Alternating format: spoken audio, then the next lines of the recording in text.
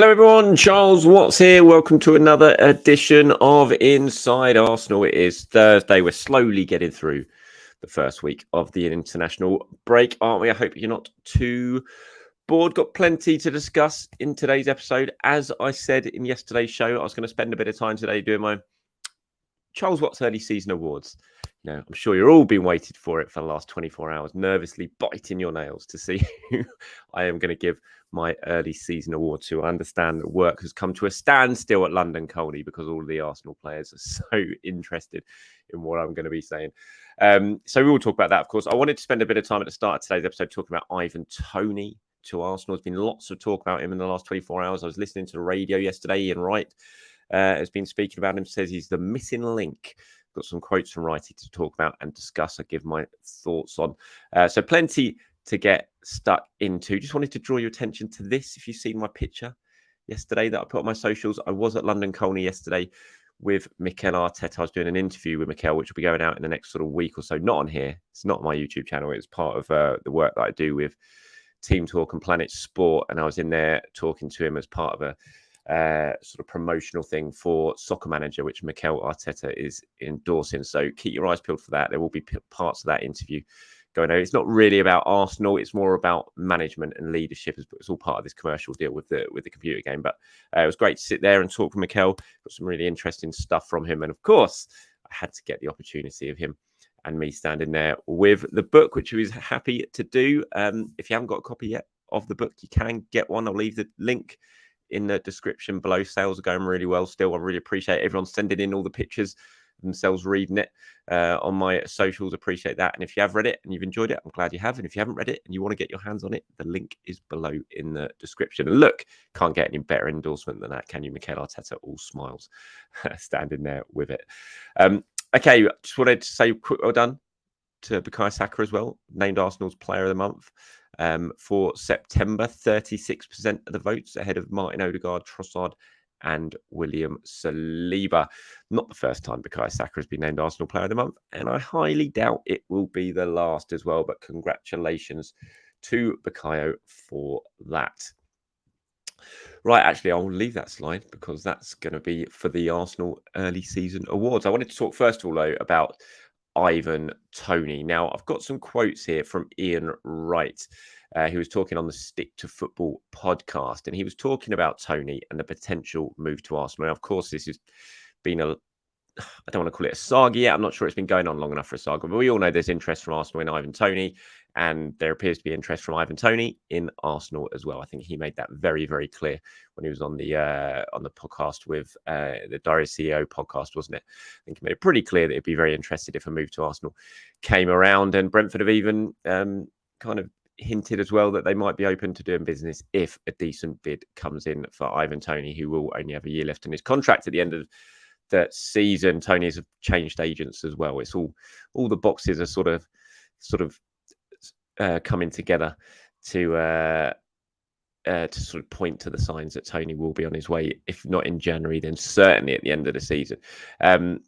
It's what Ian Wright had to say about Ivan Toney. He said the Toney links won't go away because it's blatantly obvious for everyone to see that with the focal point and that player that scores, that it takes you somewhere else. You can't question the endeavour of Eddie Nketiah and Gabriel Jesus, but you look back at the Tottenham game with a player of the calibre to get into that position to be 1-0 up against Tottenham in a North London derby, you have to bury those chances. I believe that Arsenal, in what they're trying to do, the margins are so small, you cannot afford to be missing chances like that and not winning those games. What I'm seeing with Eddie, he's working his socks off. No chances are really being made for him. His work off the ball is fantastic, but the Toney links won't go away because you can see that's the last bit for me in the jigsaw. So Righty there indicating he believes if Arsenal were to sign Ivan Toney, that could well be the last piece of the jigsaw that Mikel Arteta is putting together, and Arsenal could well go on and get their hands on silverware. Now, I don't necessarily agree with Righty there. I can still see this Arsenal side going on and winning silverware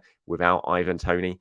I think if you do sign Ivan Toney, though, I think it will certainly make that task a little bit easier. I think it's pretty clear that Arsenal do need another option up front. I'm not necessarily thinking if Arsenal sign Ivan Toney that he would play every single game and that he would start every single game. I still think he might well just be another player at Arsenal that you rotate, that you bring in for one game, then you play Gabriel Jesus as a 9 for another game. But I just think having that option of a really strong physical forward who can hold the ball up well, really, really well, who you can go direct to if you need to go direct to beat a press. It's just something Arsenal don't really have. They kind of have it in Kai Havertz, and we saw that with a goal against Man City at the weekend. And, Havertz can play that role. Obviously, Mikel assigned Havertz to play the midfield role, though, the number 8 role, even though all of his best performances so far have been in that sort of false 9 position. But you take Kai Havertz out of it, who obviously is a bit, it's kind of square peg round hole type thing if you're playing him as a central striker. But if you get a natural number 9, someone like Toney, who we've all seen dominate William Saliba last season at the Emirates, unlike any player I've ever seen dominate William Saliba before. It was such an impressive performance by Toney. I think you put that into this Arsenal squad, you give that option to Mikel Arteta, I think it makes the squad a hell of a lot better.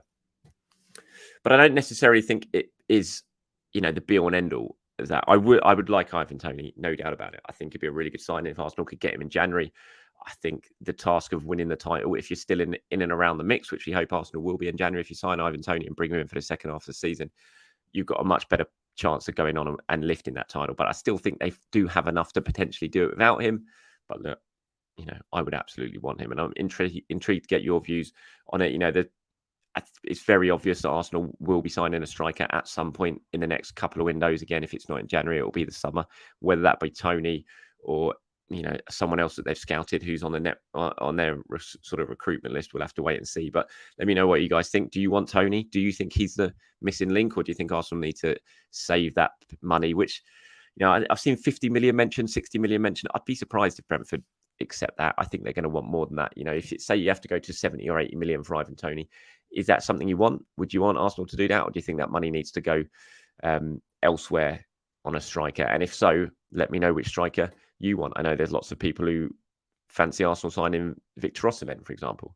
It would be a lot more money than that, I would say, but we shall wait and see. Let me know in the comments below what you guys think. But for me, just on that Toney stuff, yeah, I think I can understand what Wright is saying, and I think he would be an excellent addition. I'm not quite sure he would be the missing link. I just think that Arsenal probably have enough to do it without him, but I absolutely would love to see that signing arrive. But let me know what you guys think in the comments below.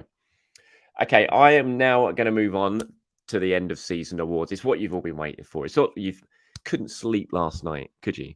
Thinking about what I was going to do, who I was going to choose in these end of season awards. So let's get going. I'm going to start with my player of the season. In fact, not my player of the season, my players of the season, because I couldn't split them.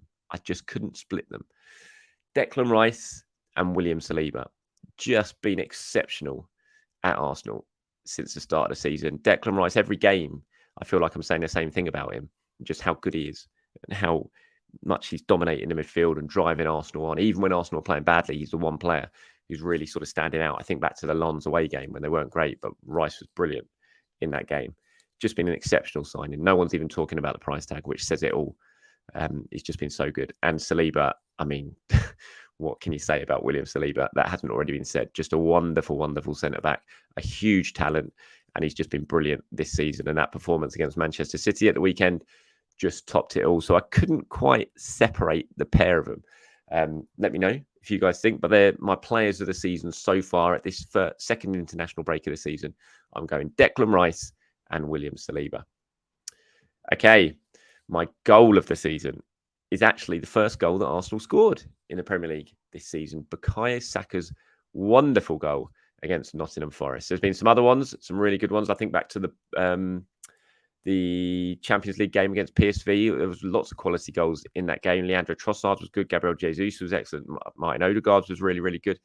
There's been some lovely team goals, but I just think this one from Saka was just an absolute beauty. It was Saka at his very, very best, cutting inside, just bending that perfect finish into the top corner to give Arsenal the lead. So Bukayo Saka's goal against Nottingham Forest is my goal of the season so far.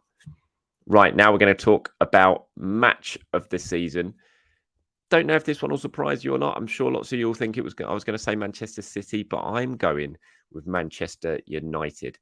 The drama of it all, the Arsenal going behind immediately coming back, getting themselves level. Then the second half panning out like it did. Garnacho, scoring the goal that everyone thought had won it for United, and then it going to VAR, it being overturned. Then Declan Rice scoring his first goal for the club in the 96th minute, and then you get that wonderful moment when United are trying to sort of bombard everyone into the penalty area to get a late equaliser, and Arsenal break away and score that goal from Gabriel Jesus when he leaves two Manchester United players just lying on their backsides and rolls it in. It was just such a brilliant game. Had everything that the Premier League sort of encapsulates that makes it such a wonderful product around the world. And the ending was just from the low of Garnacho's goal going in to the high of it being ruled out and Arsenal scoring two in quick succession almost immediately afterwards. It was just a brilliant day, fantastic day. So that is my match of the season. Okay, now we move on to moment of the season. And this one goes to Gabriel Martinelli's goal against Manchester City, finally ending the long wait for a win against Manchester City, or even a point against Manchester City, ending the 12-game losing streak. Not the greatest of games in terms of sort of quality and excitement because of the chances, but just a real game of chess between two quality teams that, if you're in the stadium, you felt it every moment of it and every second of it. It was so intense. It was so absorbing. And in the end, Arsenal got themselves over the line with that Gabriel Martinelli goal, and the noise and the celebrations afterwards. It was just a really, really special moment. And, what it means for Arsenal's season, we'll have to wait and see. Whether it is this huge psychological lift that might sort of give them the confidence and the belief to go on and, get themselves past Manchester City and win this title. It's a long way to go before we can say that. But just for the actual moment in itself, Gabriel Martinelli's goal against Manchester City gets my moment of the season. Okay, I'm going to move on to disappointment of the season so far now. And I think this one for me is a very, very easy one. And it is this: Jurrien Timber getting his injury on the opening day against Nottingham Forest, an injury that is probably going to rule him out for the remainder of the season, his first season at the club. Just a hammer blow to Arsenal, to Mikel Arteta, but to the player, more importantly. Get this dream move, come over, have the impact that you have in the summer, in pre-season, when you're arguably Arsenal's standout player. There was so much excitement about what he was going to bring to this squad, the versatility he was going to bring, the strength he was going to bring, and then just for in the first game in the Premier League to suffer a sort of injury that he suffered and to be out for the season, it's just crushing disappointment for everyone involved. And such a shame. I mean, we hope we might see him again in the final weeks of the season. I'd be surprised given the nature of the injury. And, if you do get back fit, you don't want to take any risks. And if you're coming in at the business end of the season when every single point means so much, it just might be a little bit step too far. So we'll have to wait and see with our fingers crossed. But undoubtedly for me, the disappointment of the season is Jurrien Timber's injury. Okay, the must do better type of award. I'm going for Kai Havertz, obviously. And I'm not using this as a tool to bash Kai Havertz with, because I think he has done some things well. And we saw against Manchester City when he came on, he made an impact. He got the assist. And as I said earlier, I think whenever he's played as the 9, as a false 9, as a central 9, whatever you want to call it, I think he's done his best work for Arsenal and he's looked decent. It's just when that number 8 role that Arsenal brought him for, and that we know that Arsenal need to find someone to play in because Granit Xhaka has gone, it just hasn't quite worked yet. And that is, he needs to step up and do a little bit more to justify this price tag that Arsenal paid and the faith that Arsenal have put in him to bring him to the club. And hopefully he will. And hopefully, the last couple of weeks have been a really good building block for him. He scored his first goal at Bournemouth with the penalty, comes on against Manchester City and makes a big, big impact, sets up the winning goal for Gabriel Martinelli. So hopefully, those are really positive signs that he can come back after the international break and just feel more part of it. And we start to see him having more influence on games. But I think for so far, when it comes to a sort of must do better, I think it has to be really Kai Havertz settling into this left 8 role that he's been brought to the club to do. And that's it. There's my Arsenal early end of season awards. Agree with any of those? Disagree with any of those? Have your own ones? Please do let me know in the comments below. Very interested to get your take on what we've seen from Arsenal over the first couple of months. So yeah, please do let me know in the comments below. Right, let's move on to some of your questions and comments now, shall we? Here's one from Shanier 6828. Says, hi, Charles. I hope this comment gets featured. I am so confident this season. We made improvements with the first quarter of the season. We are lingering around where we should be in the EPL. I'm nervous about the CL, but I believe we can shake off the jitters. We probably stand the best chance of progressing deep into the CL, even more than the last few years when we were in it. I hope things fall into place and I get to see the team I've been following since 2001 win the EPL this year. Hopefully things line up for me to travel all the way from Canada. There's so much positivity around the team. Our fans cannot let our boys down. Support even during the losses. Be patient and criticise after the season is over. Come on, you Gunners. I think it's wishful thinking that people will criticise after the season is over, especially when it comes to social media. But yeah, look, I think the first quarter of the season, as I've kind of been talking about there, the early season awards, there's lots to like about what we've seen so far this season. I'm feeling pretty confident. Arsenal haven't got anywhere near their best yet, I don't think. This season, they're still adjusting to a new way of playing, and yet they're unbeaten in the league. They've beaten United, they've beaten Manchester City, they're joint top of the table, only behind Spurs on goals scored.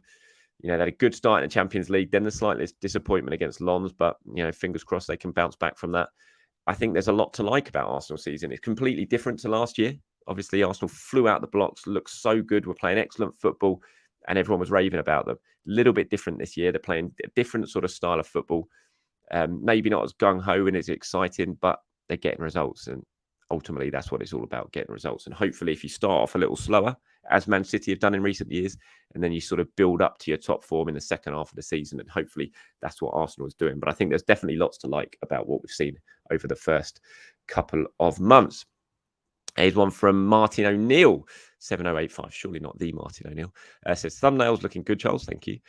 You can't put a filter on, mate. I can, trust me. Cheers for all your quality content. On Jorginho, we need every drop of experience and quality in our squad to go as deep as we can in the CL and push City as far as we can in the Prem. Given how highly Arteta rates and admires him, I can't see us entertaining any bids for him in January. Yeah, absolutely agree. As I spoke about in yesterday's video, obviously this is in response to that when I was talking about Jorginho and saying I think it'd be mad for Arsenal to entertain any sort of offers should they come in from Barcelona, who are believed to be interested in Jorginho in January. I think it'd be a huge mistake. It'd weaken the squad, and you know, barring a ridiculous offer, which let's face it, won't come in, certainly not from Barcelona with their financial issues, it wouldn't make any sense. I think he needs to play the season, and he's going to be a really vitally important member of that squad this season. All right, I ended yesterday's show with a question about cricket. I'm ending today's show with a question about wrestling. Another one of my loves is one from Russ Morgan. I'm sure most of you can all switch off now that you don't want to listen to this. But he says, do you think the best in the world, CM Punk, will return to WWE? If so, do you think he'll be in the world title picture? I think he'll return to WWE. I think he might at some point, just because for business, it makes a lot of sense. He'll sell lots of tickets. There'll be huge amounts of hype. I can't see him having another big run in WWE. I don't see he's going to be in the world title picture. I just can't see that. I think if he does come in, it might be for a real sort of big headline push, a headline event, maybe ahead of a Mania or something like that, because he will draw crowds. You know, he will bring money, he will bring in business, and that's ultimately what wrestling's all about: selling tickets and bringing in business. And Punk will do that, but we all know what will happen. It'll all explode. It'll all end in, you know, failure like it has done at AEW, because that just tends to be the way we see CM Punk. But if he does come in, I think it'll be a lot of fun. I think it'll sell a lot of tickets. It will draw a lot of views, but I don't think he'll get a proper run where he'll be in the world title picture. All right, that's it from me. For those of you still watching who wanted to listen to that little thing about CM Punk, then thank you very much for your time as always. And I'll be back tomorrow again as we head towards the weekend and the first proper sort of round of international matches start to take place. So lots to talk about. Again, I'm sure. Have a great day, everyone. I will speak to you very, very soon.